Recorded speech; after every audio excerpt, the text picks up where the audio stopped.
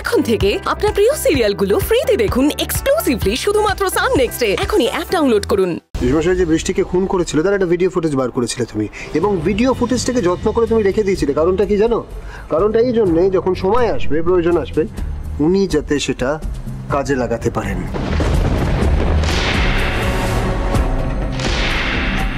সৌমিলি আর মাধুরী কাকিমাকে হারিয়ে সুজয় কাকু বদ্ধ উন্মাদ হয়ে যায়, দিয়ে মেন্টাল অ্যাসাইলামে পৌঁছে যায়। শুধু সুজয় কাকু না, আর তোমার জন্যে রশ্মির পালিতা মা লক্ষ্মী দেবী, সেও তার মানসিক ভারসাম্য হারায়।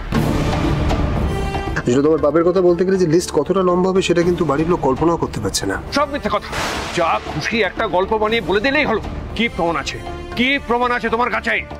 আমি জানতাম বাবা, যদি প্রমাণ ছাড়া আমি তোমার সামনে এসে দাঁড়াতাম, তুমি ঠিক কোনো না কোনো ছুতো খুঁজে পালিয়ে যেতে। তাই আমি কারোর সামনে আসিনি। বাড়ির কাউকে বা বাইরের কাউকে জানতে দিইনি যে আমি বেঁচে আছি, কারণ আমার জীবনের একটা লক্ষ্য ছিল। লক্ষ্যটা হচ্ছে তোমার বিরুদ্ধে প্রত্যেকটা প্রমাণ, তোমার অপরাধের বিরুদ্ধে প্রত্যেকটা প্রমাণ জোগাড় করা। আর আজকে সেই দিনটা এসে গেছে, তাই জন্যই আমি তোমার সামনে প্রত্যেকটা প্রমাণ নিয়ে উপস্থিত হয়েছি। দাদা ভাই তুই কি বলছিস? আমি তো কিছুই বুঝতে পারছি না। বাবা বাবা বৌদিকে খুন করিয়েছিল? ঈশা, শুধু তোর বৌদিকে নয়, তোর বাবা যে কত মানুষকে মৃত্যুর মুখে পাঠিয়েছে তুই তো হিসেবে করতে পারবি না। উনি তো আমাকে আর আমার সন্তানকে শেষ করার চেষ্টা করেছিলেন।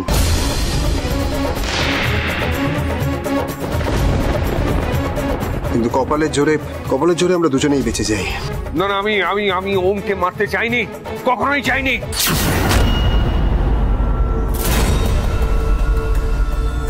তার মানে তুমি স্বীকার করছো তুমি বৌদিকে মেরেছো? বাবা বাবা দাদা ভাইয়ের বেলাতে তো আপনি মানা করলেন, কিন্তু কই বৌদির বেলাতে তো আপনি কিচ্ছু বললেন না।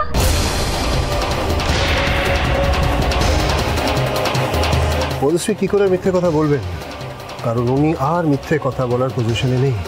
উনি এবার খুব ভালো করে বুঝতে পারছেন যে ওনার এই সমস্ত খেলা এবার শেষের পর্যায়ে চলে এসছে। এবার উনি হাজার চেষ্টা করেও বেঁচে পালাতে পারবেন না, কারণ আমি প্রমাণগুলো জোগাড় করবো বলে ইন্টেলিজেন্স এজেন্সিটা জয়েন করেছি। আনফর্চুনেটলি এখন আর আমি অ্যাডভোকেট ওম সান্যাল নই, আমি ওই এজেন্সির একজন সিনিয়র অফিসার।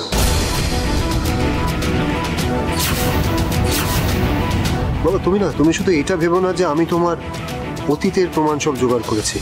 আসলে তুমি এ রাজ্যের যতই শিক্ষামন্ত্রী হও না কেন, তুমি তোমার অপরাধমূলক কাজকর্ম কিন্তু এখনো ছাড়োনি। আর ঠিক এই জন্যই তোমার এখনকার সব প্রমাণ যাতে আমি জোগাড় করতে পারি, তাই জন্য আমি মেঘলা ঠাকুরকে স্পেশাল এজেন্ট হিসেবে এই বাড়িতে পোস্ট করেছিলাম।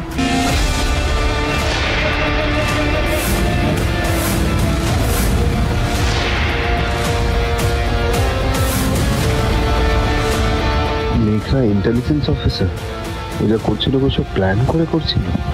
মেঘলা অনেকক্ষণ তো আমি বললাম, এবার বাকিটা তুমি বলো, কারণ অলোকেশ সান্যালের মুখোশ খোলার পেছনে তোমারও অনেকটা হাত আছে।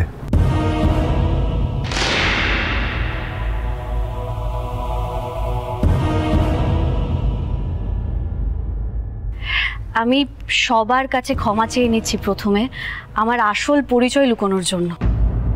বুঝতেই পারছেন আমি একটা সিক্রেট মিশনে এখানে এসেছিলাম, সেই জন্য আমার পরিচয়টা দেওয়া সম্ভব ছিল না। বৌমনি, তুমি তার মানে পুলিশের লোক? বাবা, তোমার পেটে পেটে যে এত, তা তো আমরা কেউ বুঝতে পারিনি গো। শুধু তুমি না চপলাদি, মিস্টার অলোকেশ সান্যালও বুঝতে পারিনি। আর সেখানেই তো আমার জিত।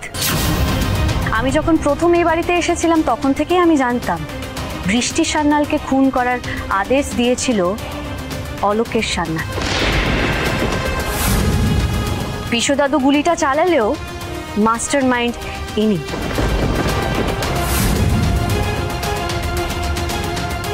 আমি প্রথম দিন থেকে ইভানকে বোঝানোর চেষ্টা করেছিলাম এটা, কিন্তু তখন তো ইভান দাদু বলতে অন্ধ হয়ে গেছিল। আমি ওকে দোষও দেব না, কারণ এতগুলো বছর পর ওর নিজের পরিবারকে ফিরে পেয়েছে, আবেগে ভেসে যাওয়াটাও স্বাভাবিক। হয়তো আমিও ওর জায়গা থাকলে একই জিনিসই করতাম, ওর কোনো দোষ নেই। তবে আমার একটা জিনিস বলার আছে।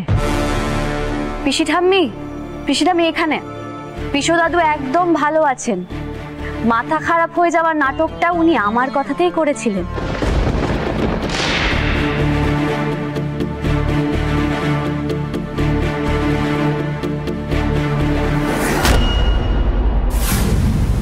হলে যে অলোকেশ সান্যালকে নিজের ফাঁদে ফেলতে পারতাম না।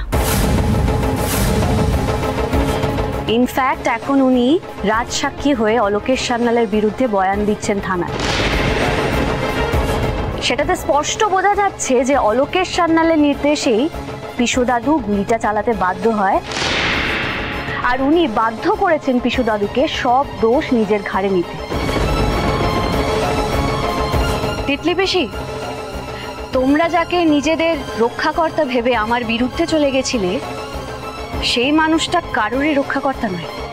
উনি শুধু মানুষকে নিজের স্বার্থে ব্যবহার করেন, আর একবার ব্যবহার হয়ে গেলে ছুঁড়ে ফেলে দেন।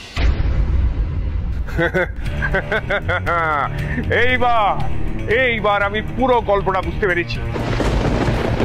এই মেঘলা এই লোকটাকে ওম সাজিয়ে নিয়ে এসছে। ওকে তো এই বাড়ি থেকে তাড়ানো হয়েছে না, তার বদলা নিতে। গল্প? তা আমি গল্প দিচ্ছি নাকি আপনি গল্প দিচ্ছেন অলোকেশ সান্যাল? মানে সিসিটিভি ফুটেজে তো সেটাই দেখানো হয় যেটা আসলে ঘটেছে। আমাদের কাছে মাধুরী দেবী এবং সৌমিলি ব্যানার্জি যে হাসপাতালে খুন হয়েছিল, সেই হাসপাতালের সিসিটিভি ফুটেজ আছে। সেখানে স্পষ্টভাবে দেখা যাচ্ছে কে খুন করেছিল, কিভাবে খুন করা হয়েছিল সব।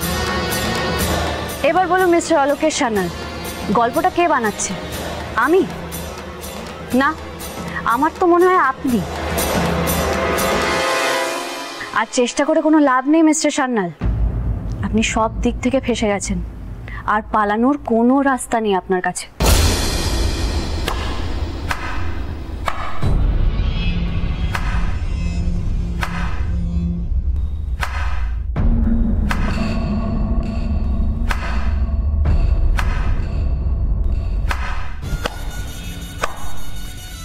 অসাধারণ একটা ক্লাইম্যাক্স সিন হচ্ছে আর আমি থাকবো না, সেটা কি করে হয় অলোকেশ? সুজয়, তুমি বেঁচে আছো? হ্যাঁ মাসিমা, ভালো আছেন মাসিমা? হ্যাঁ আমি বেঁচে আছি।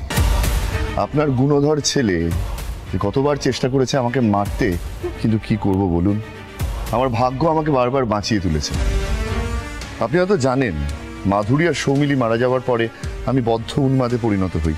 তখন আমাকে শহরে একটা মেন্টাল অ্যাসাইলামে ভর্তি করা হয়, কিন্তু ওম এসে আমাকে সেই মেন্টাল অ্যাসাইলাম থেকে মুক্ত করে ওর বাড়িতে নিয়ে যায়, ওর কাছে রাখে, আমার দেখভাল করে, চিকিৎসা করে। আর ওমের জন্যই ধীরে ধীরে আমি স্বাভাবিক জীবনে ফিরে আসি। পরবর্তীকালে আমি আর ওম মিলে এই ইন্টেলিজেন্স ব্রাঞ্চ জয়েন করি। আমার মাথা ঘুরছে, আমি পারছি না শুনতে। খোকা এটা কি বলছে? তুই এই সব করে গেছিস দিনের পর দিন আমাদের পিছনে। খোকা, এই তোর আসল চেহারা। না না মা, এরা সবাই মিলে আমার বিরুদ্ধে প্ল্যান করছে। প্ল্যান করে মানুষকে হত্যা করা, তাদের সর্বনাশ করা, তাদের সংসারকে জ্বালিয়ে পুড়িয়ে ছাড়খাড় করে দেওয়া, এসব তো আমরা করি না অলোকেশ, এসব তো তুমি করো। আমরা শুধু আমাদের সাথে যা যা অন্যায় তুমি করেছো তার প্রতিকারের জন্য তোমার পেছনে পড়েছিলাম, কিন্তু আমরা ছাড়া কারোর ক্ষমতা ছিল না তোমার আসল মুখোশ মুখ থেকে খুলে দেওয়া। তুমি কি ভেবেছিলে বলো তো? অর্ণবকে জেলে পাঠিয়ে মেঘলাকে বাড়ি থেকে বের করে দিয়ে মাধুরী যে সমস্ত সম্পত্তি ইভানের নামে রেখে দিয়েছে তা সব হাতিয়ে নেবে, মানে এমনই ভেবেছিলে, তাই তো? কিন্তু সেগুড়ে বালি। আচ্ছা, তোমার মনে আছে অলোকেশ, মাধুরীর একজন লয়ার ছিল বরুণ বাবু, মানে বরুণ চক্রবর্তী। বরুণ বাবু দুটো উইল করেছে। তার প্রথম উইলটাতে লেখা ছিল যে মেধা, মানে তোমাদের বৃষ্টি, তার যদি সন্তান না জন্মায় তবে সমস্ত টাকা তুমি পাবে, কিন্তু সেই উইল ছিল নকল। এইবার আসছি আমি দ্বিতীয় উইলটাতে। যেখানে লেখা ছিল যে কোনো কারণে বৃষ্টি বা মেধা যদি নিঃসন্তান হয় তবে সমস্ত টাকা কোনো একটা চ্যারিটেবল ইনস্টিটিউশনকে দান করে দেওয়া হবে। সেইটা ছিল আসল উইল।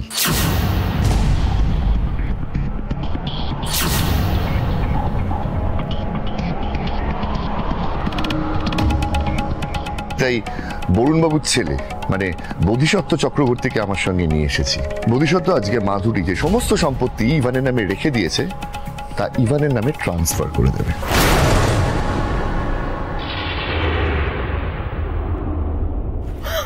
ভগবান, আর না, আর পারছি না আমি শুনতে। তোমরা আমাকে একটু দয়া করো ভগবান। ইচ্ছে যে আমার মরে যাওয়া ভালো ছিল।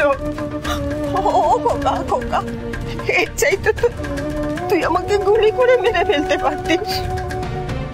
সেটা তো আমার কাছে অনেক বেশি শান্তির হতো। আমি জানি ঠাম্মি, আমি জানি যে এই কথাগুলো জানতে পেরে তোমাদের প্রত্যেকটা মানুষের কতটা কষ্ট হচ্ছে। কিন্তু একবার এইটা ভেবে দেখেছো যে এই সত্যিগুলো আমাদেরকে কতটা যন্ত্রণা দিয়েছে? বেঁচে থাকা সত্ত্বেও মৃত মানুষের মতন জীবনযাপন আমরা করেছি শুধুমাত্র একটা মানুষের জন্যে। ঠাম্মি, তুমি কি ভাবছো যে ওনার অপরাধের লিস্ট শুধু এইটুকু? না না না, তোমাকে আগে বললাম না যে ওনার অপরাধের লিস্টটা অনেকটা লম্বা। আসলে মিস্টার অলোকেশ সান্যাল নিজের পলিটিক্যাল ক্যারিয়ারটাকে স্টেবল করার জন্য সাইড বাই সাইড অনেক ঘৃণ্য ব্যবসা চালিয়ে গেছেন। ব্যবসাগুলো এতটাই ঘৃণ্য যে সেই ব্যবসাগুলোর বর্ণনা করতে আমার নিজের জিভ জড়িয়ে আসছে। ঠাম্মি, বাচ্চা বাচ্চা মেয়েদেরকে উনি কিডন্যাপ করে বিদেশে পাচার করেন। হ্যাঁ ঠাম্মি, এটা সত্যি, আর সেটার প্রমাণ আমাদের কাছে আছে। বুঝি তোমরা সবাই নিশ্চয়ই মিস্টার অলোকেশ সান্যালের পিএ মিস্টার তরুণ মোহান্তিকে চেনো। আসলে মিস্টার তরুণ মোহান্তি এখন পুলিশের সামনে বসে ওনার এই নারী পাচার র্যাকেটের সব কিছুর বিষয়ে বয়ান দিচ্ছেন। আসলে শুধু তরুণই ধরা পড়েনি, উনি আনন্দ আশ্রমে অ্যাটাক করে ওখানকার মেয়েদেরকে কিডন্যাপ করিয়েছিলেন যাতে উনি পাচার করতে পারেন মিডল ইস্টে। সেই সব ক্লায়েন্টও ধরা পড়েছে এবং তারাও বয়ান দিয়েছে। মেয়ে পাচার? ছি ছি ছি ছি খোকা, তুই এত অধঃপতনে নেমে গেছিস। আরে ভগবান, কেমন সন্তানের জন্ম দিয়েছি আমি। ছি, আমার তো ঘেন্না হচ্ছে। ছি ছি ছি ছি। আনন্দ আশ্রমে অ্যাটাক করে উনি মেঘলাকেও তুলে নেওয়ার চেষ্টা করেছিলেন যাতে ওনার পথের বাধা আর কেউ না থাকে। কিন্তু উনি ভুলে গেছিলেন জানাল যে আমি মেঘলার পেছনে ঢাল হয়ে দাঁড়িয়েছিলাম।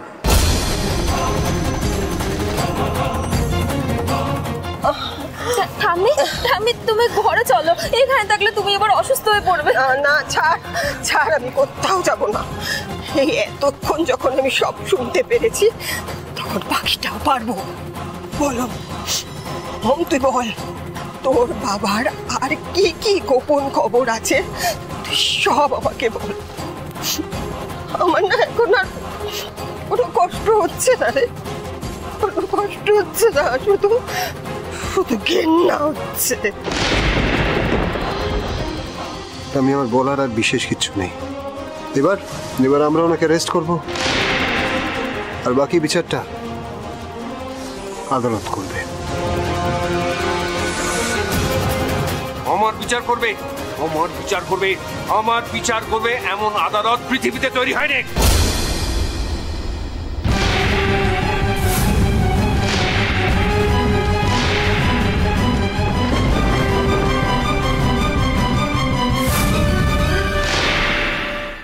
এক পাইবে না, আমি কিন্তু গুলি চালিয়ে দেবো। মেঘলা, বন্দুক থেকে হাত ছড়াও, আমি কিন্তু গুলি চালিয়ে দেবো। বাবা, কি করছোটা কি? বাবা, তুমি বন্ধ করো এই পাপের রাজত্ব, স্যারেন্ডার করো তুমি। বাবা চাঁদ, কিছুতেই না, আমাকে আটকে রাখবে এরকম কোন জেল পৃথিবীতে নেই। হ্যাঁ, আমি সব করেছি, স্বীকার করছি, আমি সব করেছি। সুজয়, মেঘলা, ওম, তোমরা সবাই খুশি তো? স্বীকার করে কি হবে? আমি অন্য দেশে চলে যাব, সেখানে গিয়ে আমি আবার সাম্রাজ্য চালাবো। আমাকে আটকে রাখবে কারো সাধ্য নেই, কারণ নেই।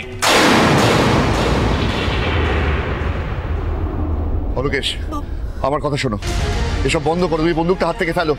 অলোকেশ, পুলিশের কাছে সারেন্ডার করো। নিজের পাপের বোঝা আর বাড়িও না তুমি।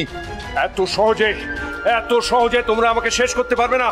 আমাকে শেষ করার চেষ্টা করো না, আমাকে শেষ করা সোজা নয়। একমাত্র অলোকের সান্যালী পারবে অলোকের সান্যালের বিনাশ করতে।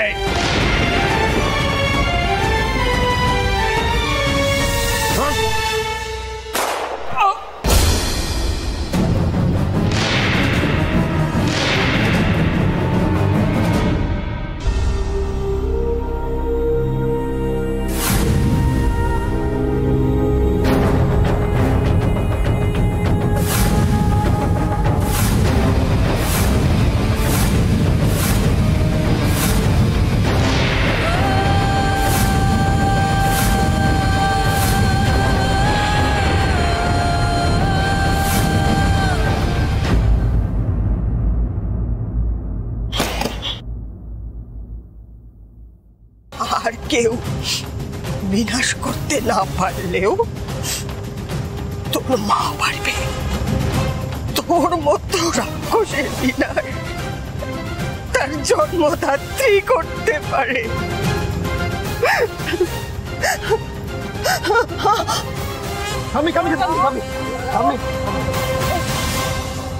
বড় ঠাম্মি, আমি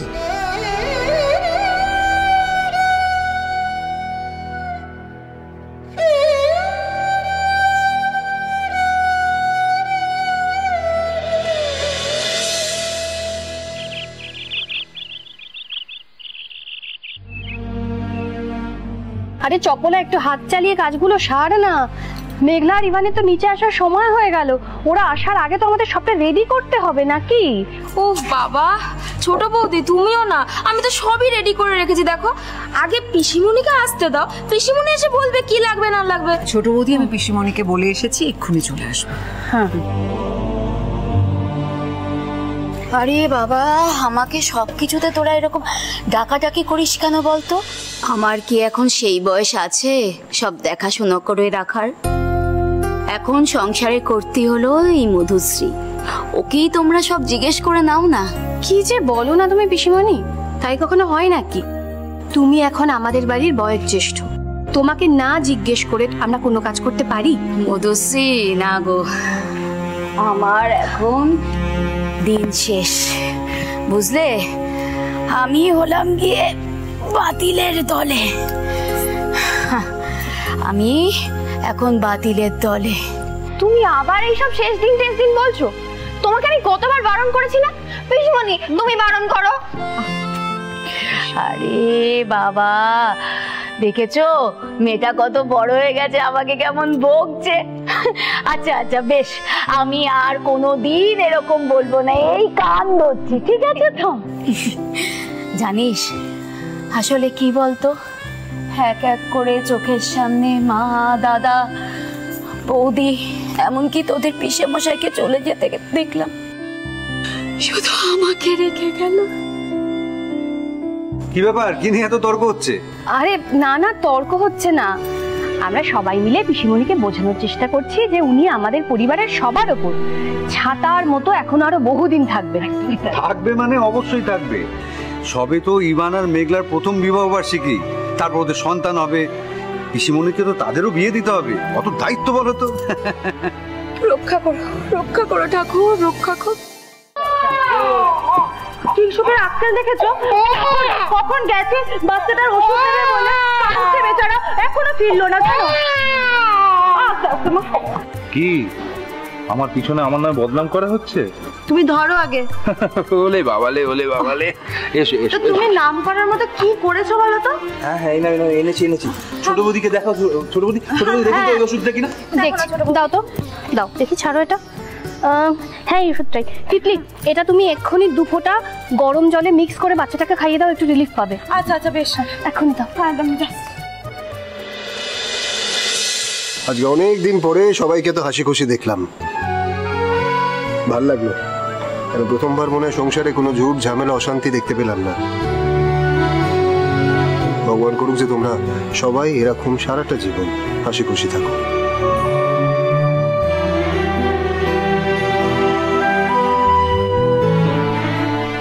তাই তো আমিও আর নিজেকে আটকে রাখতে পারলাম না, তোমাদের দেখতে চলে এলাম। বিধান, তুই এসেছিস বাবা? সত্যি তুই তো 6 মাসে 9 মাসে আসিস। আচ্ছা তুই কি রে বলতো? একটা মাত্র ছেলে আমার, সেও সন্ন্যাসী হয়ে গেল, এটাও আমাকে দেখতে হচ্ছে। আর কত কি যে দেখতে হবে আমায়। ওই দেখো, যাদেরকে আশীর্বাদ করব বলে ছুটে ছুটে এলাম তারাও চলে এসেছে। আরে ওই তো ইভান আর মেঘলা এসে গেছে।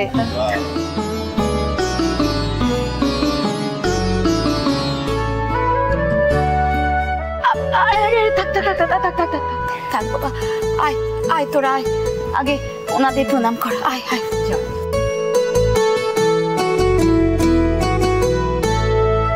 নে প্রণাম কর।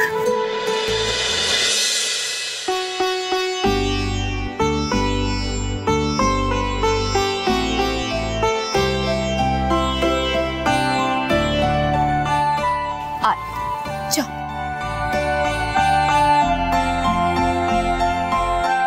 তোদেরকে আশীর্বাদ করি, তোদের যেন সবসময় মঙ্গল হয়, কোনো অমঙ্গলের ছায়া যেন তোদের ওপর না পড়ে। তাহলে একেই বলে মনে হয় মধুরিণ সমাপয়। কি বললে? Srija, happy ending.